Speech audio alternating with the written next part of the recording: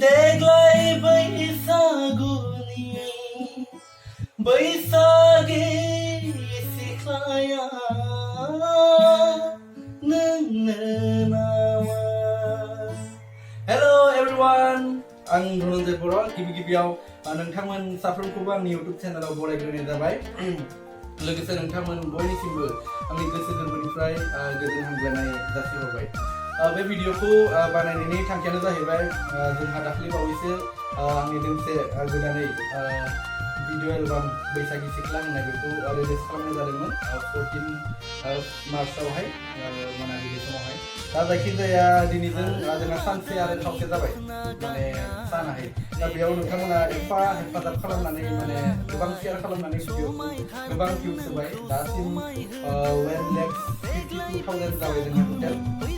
ओंखायनो खम समाव नोंथांमोना एफाग्राब अनसायनानै लानायनि थाखाय आंनि गोसो गोरबोनिफ्राय साबायखर जासिबाय। लोगोसे बे भिडिअआवहाय सोमोन्दो थानाय गासैबो टिम मेम्बारफोरनिसिम आं बे समावहाय आंनि गोसो गोरबोनिफ्राय बिथांमोनखौ साबायखर जासिबाय। मानो होनोब्ला गोबां खस्थ' खालामनानै बिथांमोना बे भिडिअखौ जोंनो बानायनायाव गोबां माने बिथांमोनाबो मदद होबाय। दा बे समावहाय जोंहा जिहुआबो नै दं जोंनि लोगोआवहाय माबा मोनसे बुंनो बिथाङाबो। Hello guys, thank you so much for जोबोद माने सापर्ट खालामनायनि थाखाय बयखौबो आङो गोजोननाय बावहरनाय थाबाय बयखौबो। आरो नोंथांमोना जेसेबां हायो आंनि भिडिअखौ शेयार खालाम आरो आंखौ सापर्ट खालामबाय था। बिदिनो आं जाहाथे नेक्स्ट टाइमाव मोजां भिडिअ खालामनो हायो आरो नेक्स्ट टाइमाव आं आरो बनायबावगोन। जोंहा नै आदा धनन्जय जोबोद मोजां मेथाइ खनगिरि बिथाङा। थेंक इउ स' माच। फंबाया माने जोबोद गोसो गुदुं। ओंखायनो नोंथांमोन जाहाथे बयबो बिथांखौ सापर्ट खालामो, जाहाथे इयुनाव भिडिअ बानायनायाव बिथाङा थुलुंगा मोनो।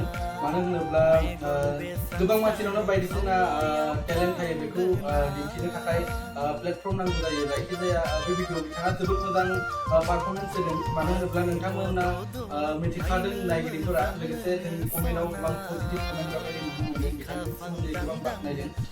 बेबायदिनो बाख्नायलांबाय था, गावजों गाव जों मदद होलायलायोब्लासो जोङो दावगालांनो हागोन। बेखौ आं नोंथांमोनखौ बुंबाय।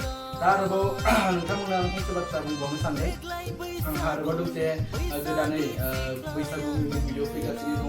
बे मेथाइखौ खनदों आंजों लोगोसे जोंनि बर'निनो जाखांफुनाय मुंदांखा मेथाइ खनगिरि नितामुनि बर' नोंथांमोन बयबो सिनायो।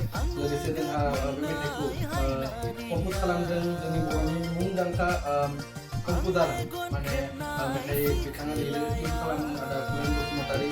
लोगोसे बे मेथाइआव जोंना मिउजिक जोबोद मोजाङै खालामनानै होदों जोंनि बर'नि मुंदांखा मिउजिक एरेन्जार आदामर बर'। बैसागि सिख्ला बे मेथाइआवबो आदामर बिथाङानो जोंनो मिउजिकखौ कम्प'ज खालामनानै होदोंमोन। लोगोसे कातिन्द्र आदा बिथाङा लिरिक्स खालामनानै होदोंमोन। बिथांमोन साफ्रोमनिसिमबो आङो बे समावहाय आंनि गोसो गोरबोनिफ्राय साबायखर जासिबाय। लोगोसे जोंहा बे जा बुंबाय थादों माने रैसुमै खामनि आगान बे मेथाइनि मुं।